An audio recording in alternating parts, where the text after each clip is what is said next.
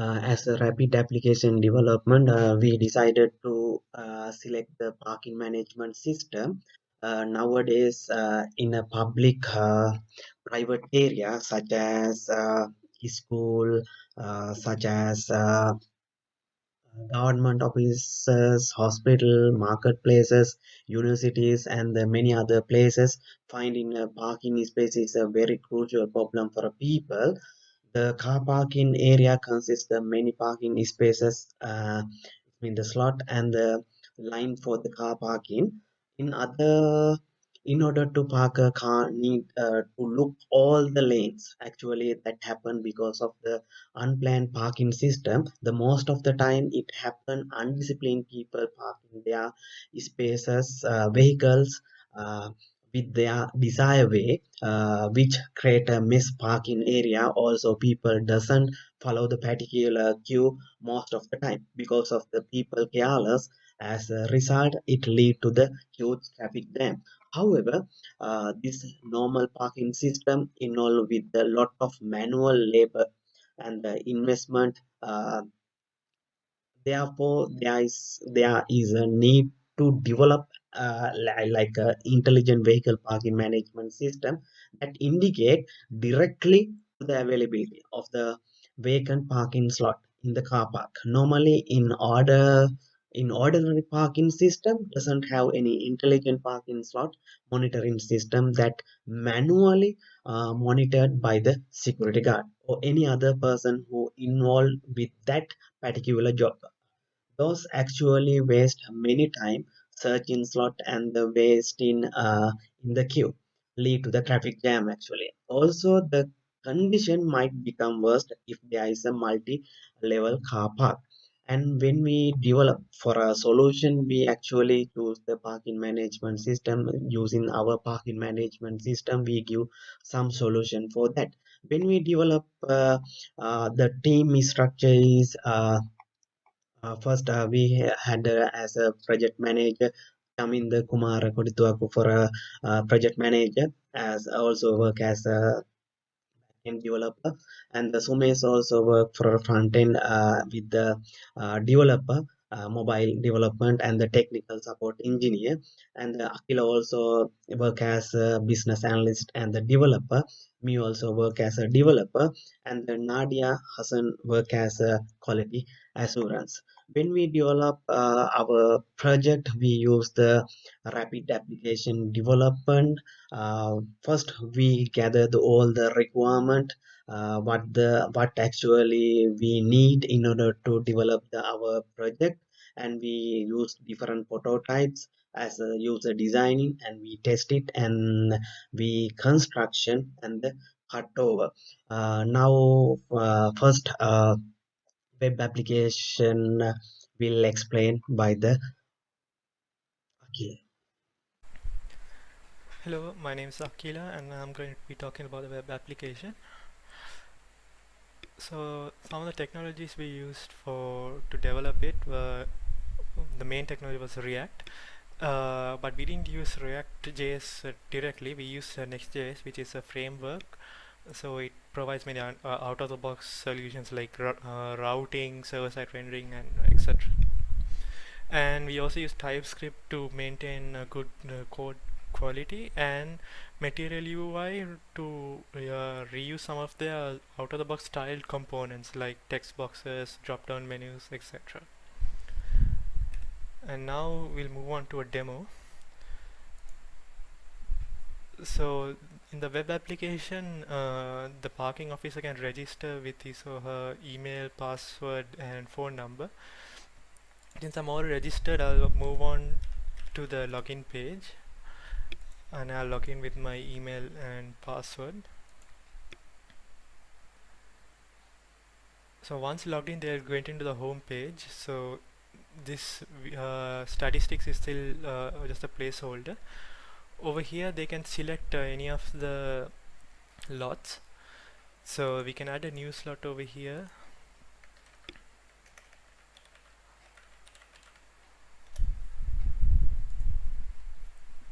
Once it's being created, you can select it over here. And once selected, and if we go to settings, we can define the number of slots in the particular lot. So for right now it's 0, so if we keep adding, it'll show up as new slot. And once we save, they'll get saved to the database, and then we can click them and go into the slot details, which is also still a placeholder for now, uh, because the APIs didn't have enough time to implement all the APIs.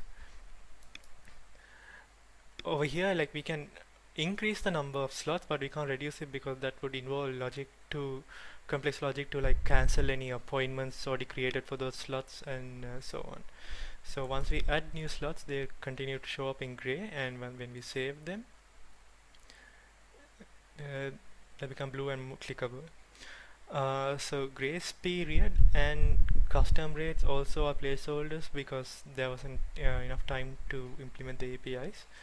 So we added also the placeholder for all the inputs, but nothing's working as of now.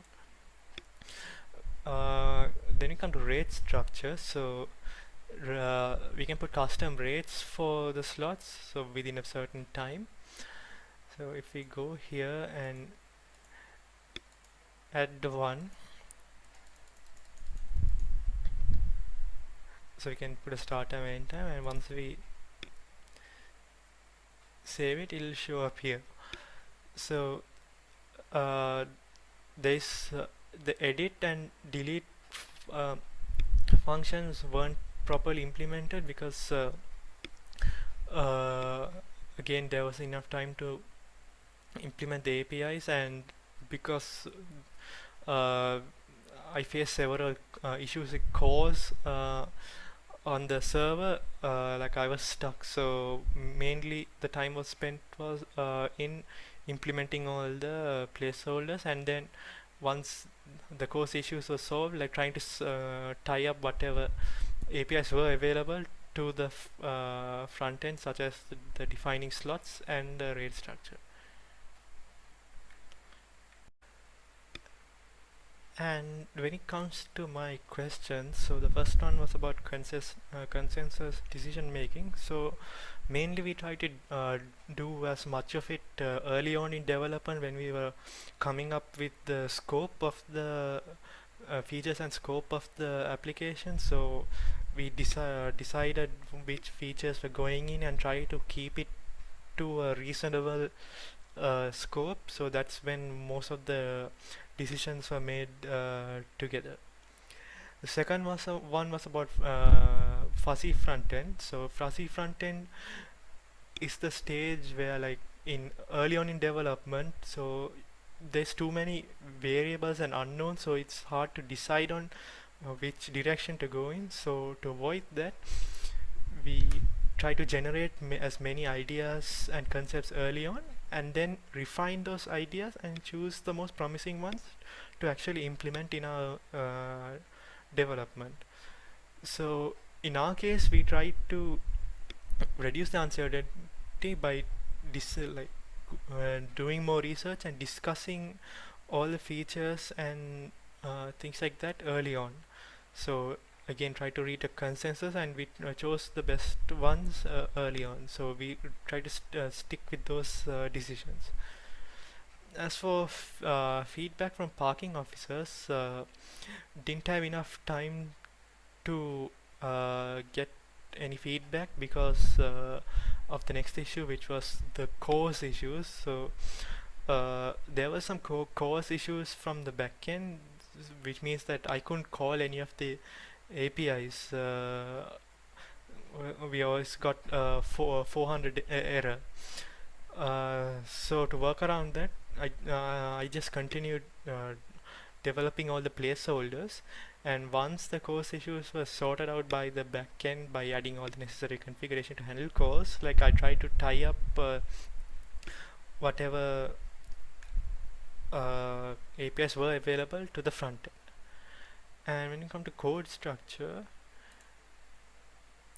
so this is the code structure. So like as I said earlier, I used Next.js. So Next.js has some standards. So The most obvious one being the pages folder. So like the structure over here gives the structure of the path in the URL. So if we go pages and if we go register, so if we go to slash register, we'll get into the register page.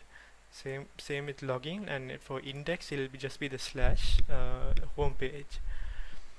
And then the next major one is the components. So components all have their separate folders. So if we go here into add new lot, so the main entry point is the index, and that exports the main new add lot uh, component. So mainly this component shows all UI, so many of the logic such as the form logic and then the saving logic was stored in separate hooks. So if we go to new use new add new lot formic hook, this one handles the the form logic, and this one, the mutation hook, is one responsible for actually calling the API and saving it in the database. So all once components follow this code structure. So again, in for the layout, the index will try to export the main layout component, and over here we have the header and the draw side draw components which are already stored here. Then the next major one is the hooks. So for reusable hooks which are not only used by one component but by many, so like we use hooks over here, and we just have single hook in a file. And to make sure that things are like formatted properly, I used a library called prettier. So I put a default config in the file. So, and I also made sure like VS Code saves it on every save. So once the file is saved, every all the code in it gets formatted automatically. Uh, and that's it from me. Now I'll hand over to Pubudu to talk more about the web application. Thank you. Okay, my first question is example. Explain how you or any of your team members tracked any risk related to the project. It mean actually here mentioned as members being unavailable or the having technical expert I take on. Okay, actually my team members are well prepared. No one ignore the any of meeting because we uh, with others and we have some WhatsApp group and we took available time slot from the we discussed with others and we got the feedback what is the available time. Then we decide to have a meeting with all the team members available with the help with the time they are free time. Then we had some meeting. Therefore, actually, we didn't miss any session. It mean actually one of the actually we have to face difficulties. Mean actually example for some of expert with the front end, some of expert within the back end, also some of expert with the QA.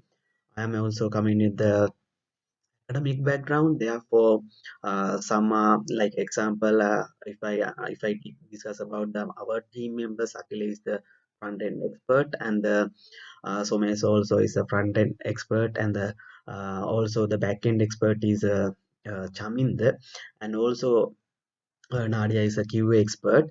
If we have some knowledge gap, actually we had some team. We have some team meeting, then we have some discussion and we clear out everything. Okay, therefore we didn't face for any we had some difficulties, but we because of the our team gathering, therefore we can we cleared everything. We share the knowledge with each other. Therefore we didn't have some difficulties. If I didn't know some part, we asked some for help. Okay, then we clear all the things. And when we here we have I have a second question. My explain how what tools you used might have used for the prototyping your application.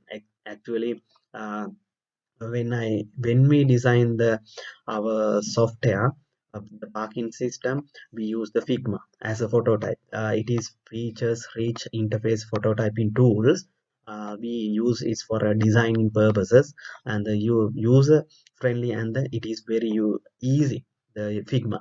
And the learning curve is very low, and low for a interactive allow for a interactive UIs to the build for the given requirement. Therefore, very easy the tool like a Figma. Therefore, we use the for a phototyping Figma. And also we use the React for a development, front end development.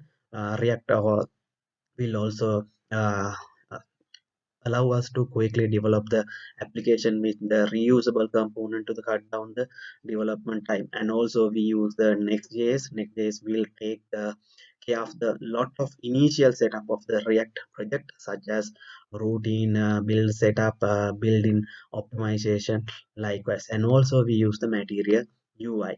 uh, Material UI is React component libraries, which various permade component. Actually we had have some uh, libraries, and we can create our own components also.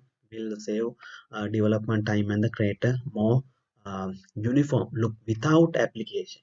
The front end application will communicate with the server through the REST API. And my third question is demonstrate two KPI listed in the report and the how they are captured. Actually, the key performance indicate are the values that measure the performance of the business overall. In the context of the software development, KPI indicate how well your development effect are aligned with the business objective. In my case, in our project, the follow efficiency is the main KPI. Follow efficiency means that the ratio between the your active time and the your uh, our total time. Often, work in the progress doesn't really mean work in the progress, but really time is standing still. There may be a waiting period where development cannot immediately move from one task to the project another. You can calculate the flow efficiency by dividing the time actively expend work in our total cycle time. Also, we achieve the uh, corrective low efficiency with the specific time period to the better understanding what caused the difficulties. And also we make the code stability. The code stability is actually difficult to measure. Stable code measure that there are little changes to the software product that could potentially harm to the our business software. And also some developers decide to chart of the frequency of the code changes. Other think of the stability in the term of the what percentage of the developed code result in the downtime. And also uh, we had some the KPI code simplicity. Code simplicity is a more generic software engineering KPI. We achieve actually there are multiple metrics. The measure it. That is my third question. If I go for a fourth one, they explain how to avoid random people parking on the spot without using the app, and a user discovering that parking slot he reserved in the advanced is not there. Actually, we are clearly mentioned when they are registered, we have guidelines and the rules. Therefore, they have to follow it. If they have some if they are not follow that, we are going to give some ticket. It means actually we are going to fine for if they are if we violate our rules and regulation within there, we have to give some fine. Okay, then we can avoid that violation. For a genuine users, actually, if they face for a difficulties when they are going to park within the parking lot, they can actually mention there is some problems and the difficulties. They can mention it within our app. Then they can receive the another slot without wasting their time. Actually, that is how we are going to maintain the uh, these difficulties. If they are faced for that difficulties, we can find for that who is I'm trying to tell here. If someone is violated these rules, we are going to find it. Then if other people face some difficulties for find out their slot, then they can use our app. Then they can uh, use their app and they can receive the slot again. Okay, and my last question is explain how Next.js and the Material UI was used in the front-end development. Actually, I used the for IDE integrated development IDE uh, for a Visual Studio Code for coding purposes, and the Next.js is very popular server rendering libraries. Therefore, we decided to use the Next.js, and which is so many people use nowadays. The development purposes. There are also many UI libraries for a server rendering frameworks and Material UI. It is the one of them. The Material UIs offer the React component for a fast and easy to web development. We can create our own design system. Therefore, there is some buttons, there we have some text boxes, there has now navigation panel, different font size. Then we just need to copy and paste some code inside. Then we can use it. Therefore, the Material UI is very easy for a design purposes. Therefore, we use the Material UI for a design. We just need to access the website and we can copy the from the website for a directly for a IDE. Then we can implement the coding part, then we can use it. Therefore, that is very easy. Next.js and the thing, that's all for a explanation for a questions. Thank you.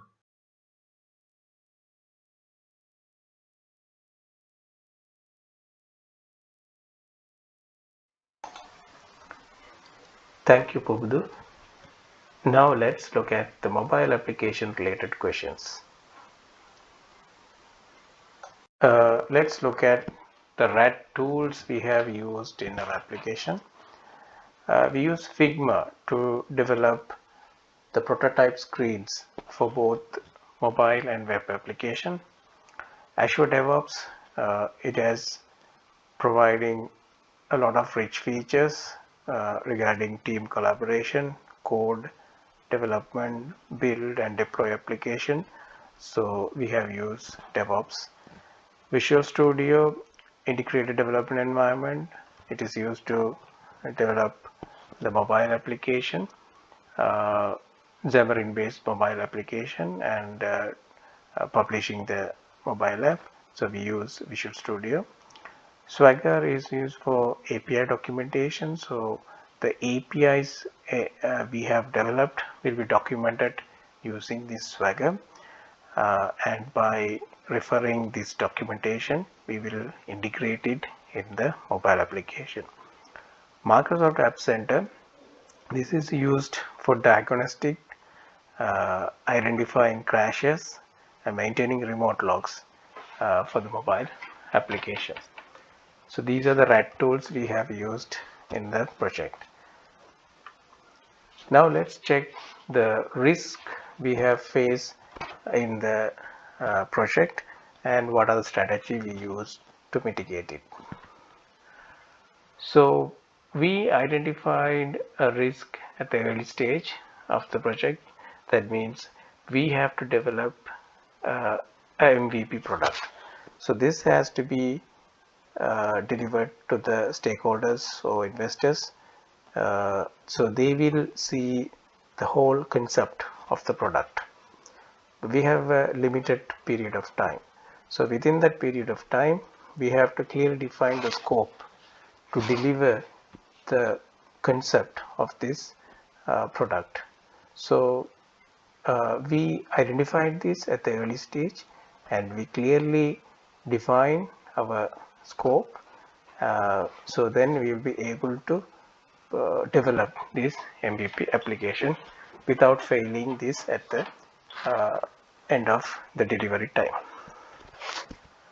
So another vulnerability we found in the project. So this is in the execute while developing the application. So this is handling the security issues. So we are using some sensitive information in the application. So we need to encrypt and securely store the information. So the tokens we received from the APIs, we have to store it securely. For this, we use a secure code practice while developing the application. And the another vulnerability is when we delivering the app, it has to be tested properly for all the vulnerable issues. So we use a testing framework to identify what are the risk in the APK or the delivered version of the mobile application. With this report, we were able to fix all the vulnerability issues and deliver the app to the customers. UI UX designing. So as we mentioned earlier, we use Figma to develop the prototype screens for the application. So it is very easy to develop the prototype screens using Figma. So as you can see, this is the screens which we have developed using the Figma. Now let's look at the Figma application, how we have designed these screens. So this is the Figma application. So using this tool, we have designed our screens for the mobile prototype. So this is how we have mapped the requirements which we gathered to the mobile application screens with the prototype screens. So then we will get the idea how we are going to develop the application.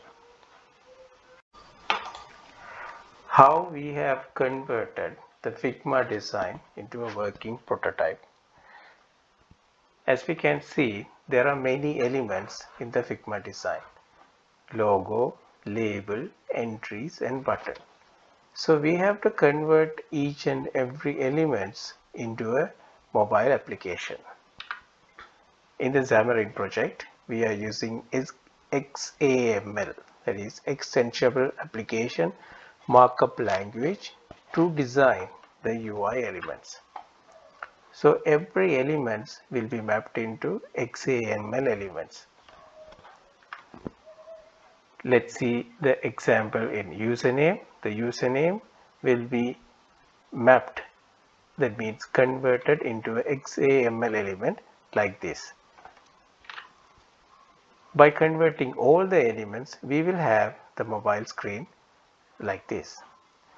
Visual Studio provides a feature called hot reload. So when we make a small change, it will be automatically reloaded in the application while it is in the debug mode. So we can easily design the mobile screen with a short period of time. We don't need to deploy every time to the emulator or the device, and we can quickly make the changes and develop the screens. This is also helpful for rapidly develop the mobile applications. How crashes and issues were identified using analytics. For this, we are using Microsoft App Center. We will integrate the App Center Analytics XDK into the mobile application. After that, it will be diagnosed by the App Center console, and we will be able to get the logs and events into the App Center dashboard, and we will easily identify the issues available in the mobile application.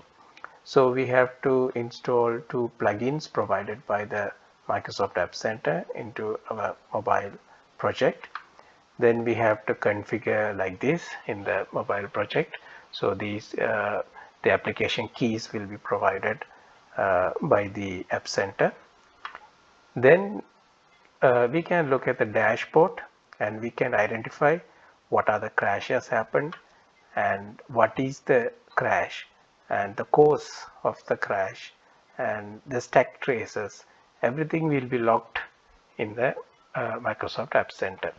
So by looking at this, we'll be able to fix the issues and deliver a bug-free version to the customer. So this is the App Center dashboard. We are in the diagnostic panel. Now we can check the crashes. The crash details is here, and we could see that there is a crash happened 2 weeks ago. So let's open the crash, and you can see the stack trace of the crash, and the reason for the crash is a null point exception. So we can identify what is the cause of this crash, and the reports here. So in this report you can see it happened on the device type, the operating system, and the date and time. Now let's open. So here you can see when it was happened, where the country, the network provider. So all the details are logged here. So by checking all this information, so we will easily identify the crash and the cause of the crash, and we will fix it, and we will deliver a better version without bugs to the customer. Now let's look at the mobile app architecture. So this is a Xamarin Forms application. So therefore it has a shared project and the native project. So the shared project will contain all the core business logic, and we are following ABVM architecture. So therefore we will have views and view models, and the view models will contain the necessary logic for the views, and the views will be developed or designed with the XAML elements. So also you can see the services. So we have integrated the services, the API services, and the results will be binded to the relevant view model and the views. Yes, that's about the mobile app architecture. Let's check the application now. You can sign up to the parking system by providing the required information, and you can register as a guest as well by using license plate and the mobile number. Okay, let's log into the system.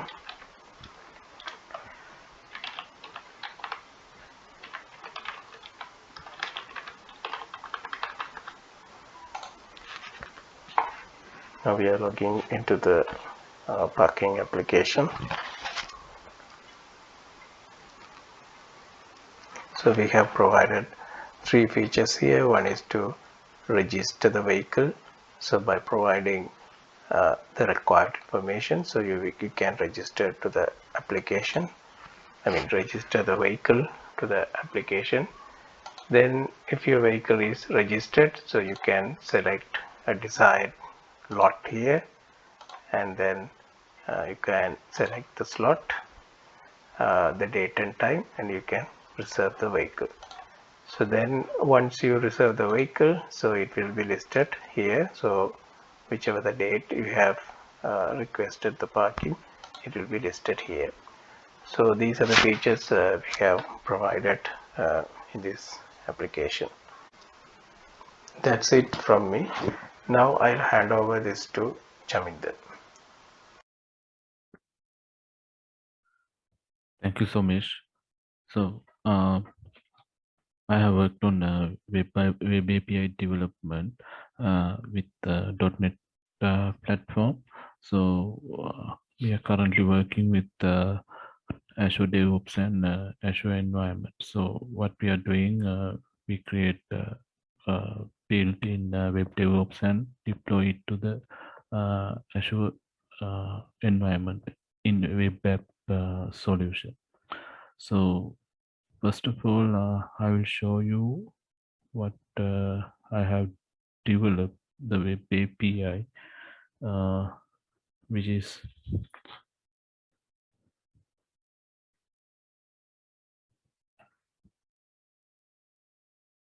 hosted in SL Talos sub domain in Azure environment. So this is the API Swagger documentation. I will turn back to the questions what I have given. So first one is I explain any correct tools they are using the team. So actually we have used Figma to develop the UI prototype, which is actually used to assure the all requirements. Actually, the agreement between the team, and if like that, if they have any stakeholder, we can get the agreement between them to showing the prototype of the UI. So the next tool is Swagger. So Swagger is actually using to show the API details without documenting. So the entity framework, which is actually used to speed up the development with accessing to the database and retrieving data and cut off the entity mapping time, and also speed up the development with using the link language, which is integrated query. It can be used to query the data from the .NET platform. So ASP.NET Identity, which is used to authorization and authenticate, actually authorizing the API endpoints. Also React MUI library, which is used to develop front end. Actually, this library is a feature rich controls available, so it is very handy library. And yeah, we have used those tools and libraries to speed up this project development. Yeah, next one is the team structure. Actually, C.K. Kodithuwakku, it's me as a developer and also the project manager. I am responsible to identify the requirement and getting the task according to our requirement, and I have designed the sprints and allocate those tasks to those sprints, and also assign this task for the group members. So that is the major responsibility. And also I worked on Azure environment, and also building pipelines and deploying those builds to Azure web apps. So those things are mainly doing in this application by myself. And Somesh is a mobile developer, mobile engineer, and also he worked as a technical support engineer. That means he al- he also shares his knowledge among the team and mentoring and giving some new features, and we discuss uh,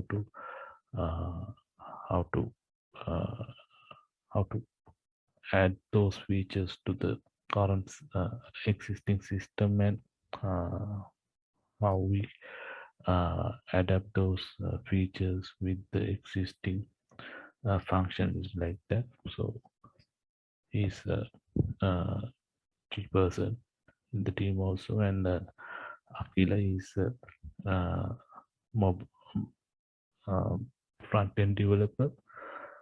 Uh, he is professionally working in React components, and so also he's playing as a PA role at the same time. And pubudu, he's working as a developer, and also Nadiya is working as QA, and she's doing all the testing in the site in the system. So the next question is explain how security was implemented in the application. This is actually mainly we have used JW token to secure the endpoints. So in here, if you are going to access to authorize endpoints without doing any authorization, it is giving unauthorized message. Let's see how do we access as proper way. So first of all, we have to generate a token. So we need to enter the username and password. So I have already registered as a admin here. So meanwhile, if you want to register, you can use this endpoint to mention whether you are admin or not, and then after just need to enter your basic details, and then after you can execute this and get the result. After that, those credentials you can use to get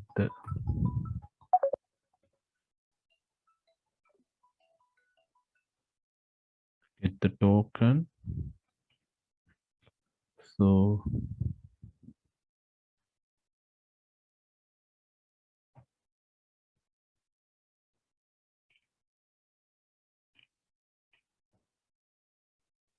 yes, this is the token.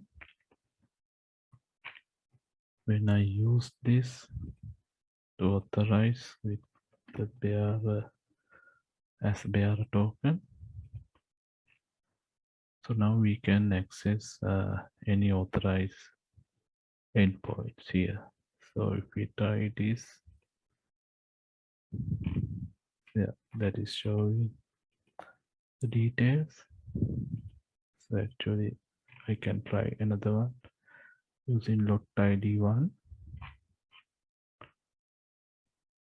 Let's see.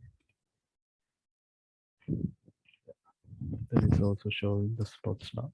Slots records also. Now this is how we secure the API endpoints, and also actually the cloud-based data sources means that in the cloud environment they have natively secured resources. So other than that, it is limiting to access from the outside. So when you are going to this is the database which is used this application. When you are going to access this database, you have to mention whether this is applicable or not for the environment. That means that actually this feature, this is if I am trying to do the operation in my application without selecting this feature, it is not allowed to work, because it is giving exception allow Azure services and resources to access this server. So if you check this, so you can access from the Azure environment. Otherwise it is giving exception. And also if you are going to access to this database in the Azure from the outside, you have to add firewall rule to mention your API address. Otherwise you cannot access from the outside. And also they have application inside which is giving the which is giving some monitoring component. So you can see that this is my app service. So in here it is showing the charts that is showing data in, data out, and request and response time. And these metrics we can use to identify whether they are having any issues or not, or what are the suspicious requests that is coming in, or anything else, if they have any unnecessary traffic, so we can see that. So this is help to understand how to behave your site. And yeah, the fourth one,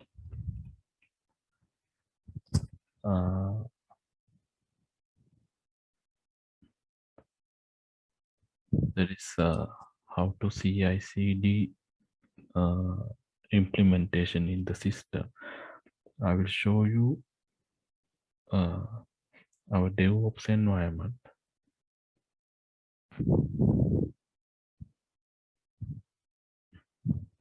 This is our project. I have directly used master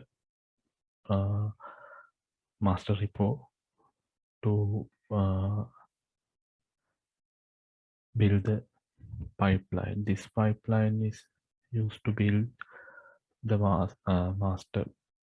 master project, master branch, and also in the release pipeline. This new release pipeline used to deploy the artifact which is created from build pipeline to release for Azure Web App, which is called SL Talos. So let's see how it happens. So in here,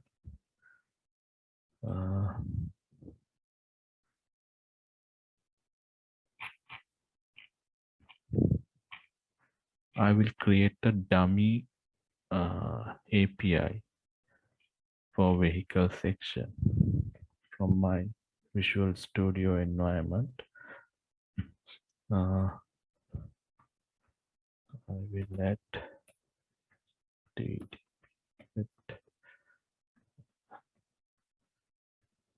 test vehicle.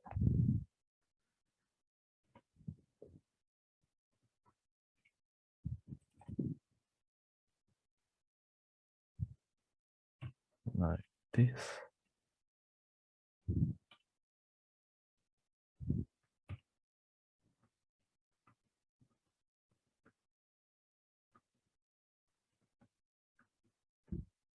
So this is my latest modification, and I will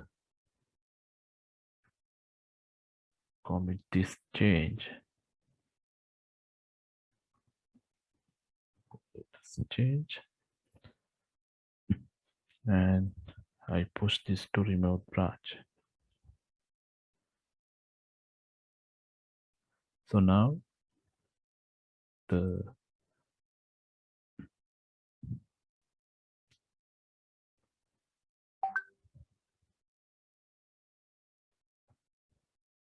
so this is my branch.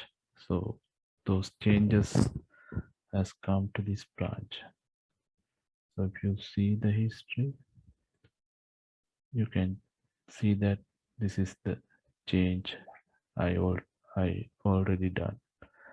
So now I'm going to run the build pipeline.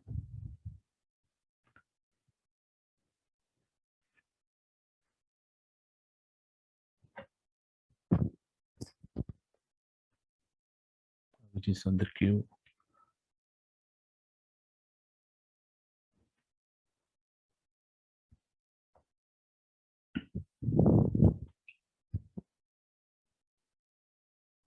So it is running now. There are several stages. So these tasks you can define at the pipeline.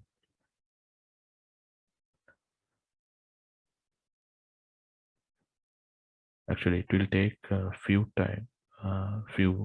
minutes, because this project has not much resources to build.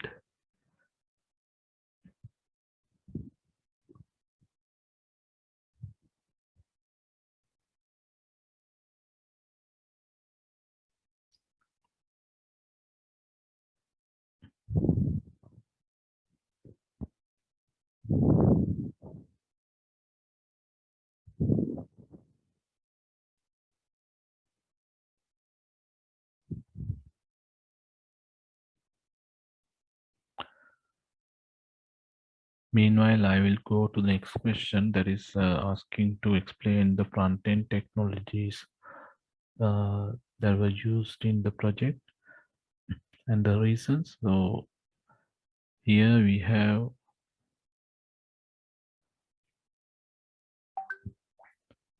used this React library called MUI and the TypeScript and the Next.js. Actually, we use the React because it gives us the speed development, and also the more developers can work individually without any conflicts, and also it is easier to maintain in the front end. So it is very flexible because it has a modular structure, and also the performance wise it has a virtual DOM. So it is giving server side rendering, and actually it is extremely fast for complex applications at the runtime. So also the if you are familiar and more proficient in JavaScript, so it is more familiar to work. And the React is based on the reusable components, so it is very flexible, and you can easily use the same component in everywhere. And also the Next.js, it is based on Node.js, and which is allowed to rendering those React modules in the server side also. So if you if I'm talking about the TypeScript, which is actually a extension of JavaScript plus types. So it gives us flexibility to develop actually error-free and without more complicated and developer-friendly development, because it is giving errors type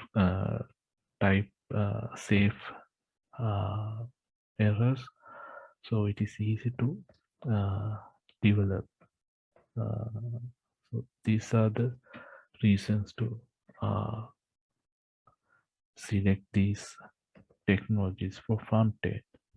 So let's move back to our pipeline. So yeah, it was completed and you are going to release pipeline. Yeah, so the same time, so actually I have introduced this release pipeline to trigger when the particular latest build was finished. At the same time, it triggers to the release pipeline. So now it also, the release pipeline was completed here. So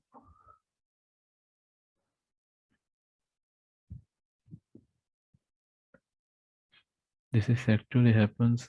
I have selected here the create the release every time a new build is available. So that's why this happens. So we can change these settings as your preference. So we can modify those stuffs according to our choice and our requirement. So we can give some filtering and disabling some pull request. So this is in the artifact side, and this is in the deployment side. So we can give more conditions to choose the artifact from the build pipeline. Yeah, and the same way I will just show you the build pipeline stages. These are the stages: .NET Restore and build stage and testing and publish and artifact publishing. Okay, so now deployment has all done. So when you see this,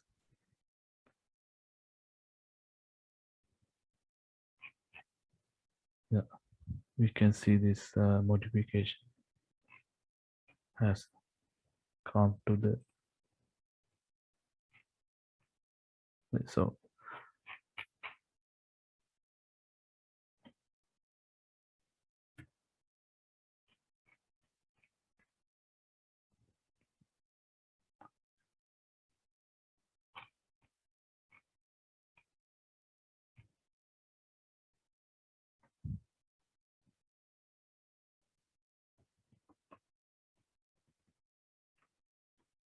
if you try this the same way what I have done before,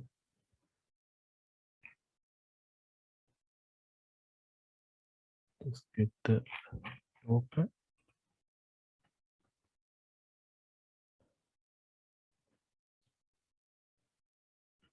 authorize,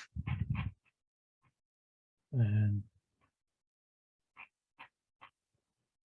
the vehicle, test vehicle. Yeah, it works. So this is how the CI/CD build and deployment happens in the Azure environment. So that's it in my answers for my questions. So I would like to hand over to Nadiya to continue. Thank you.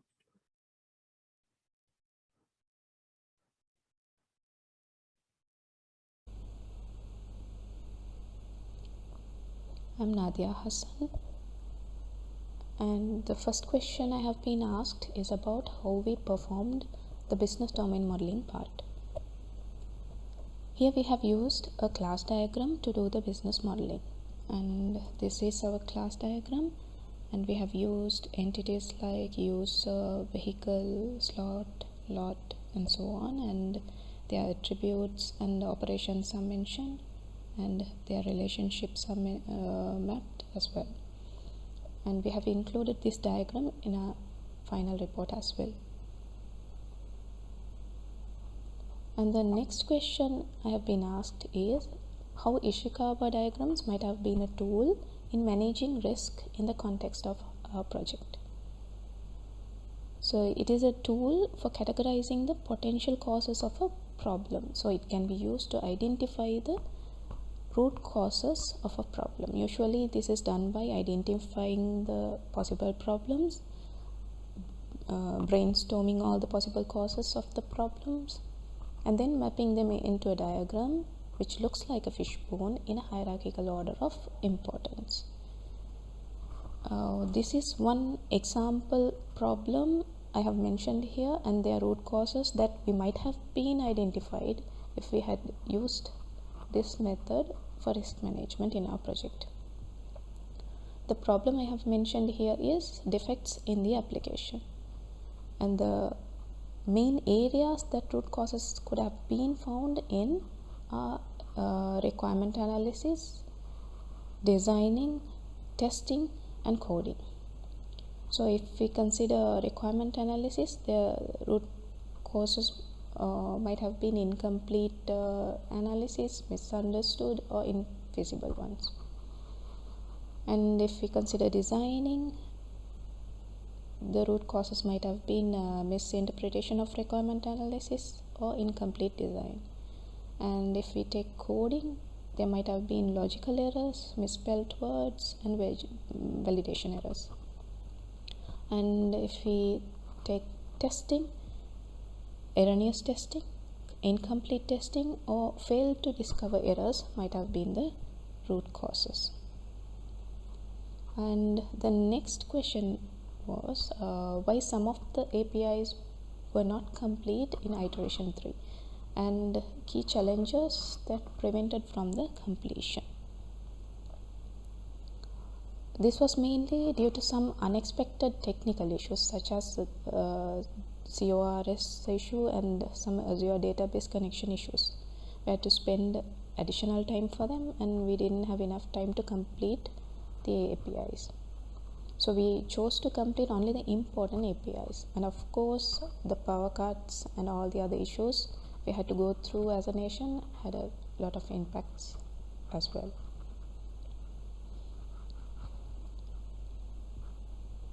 And my fourth question is to explain, based on the user feedback, which feature was accepted mostly by the users in the system. Unfortunately, since we couldn't complete the entire project, and since we didn't have enough time, and also because of the issues we were facing in the country, we couldn't get any user feedback. And my last question is to explain one feature that I developed in detail by going through the code. Actually, I didn't do any of the coding here. Everything I did was related to testing and quality assurance. Thank you.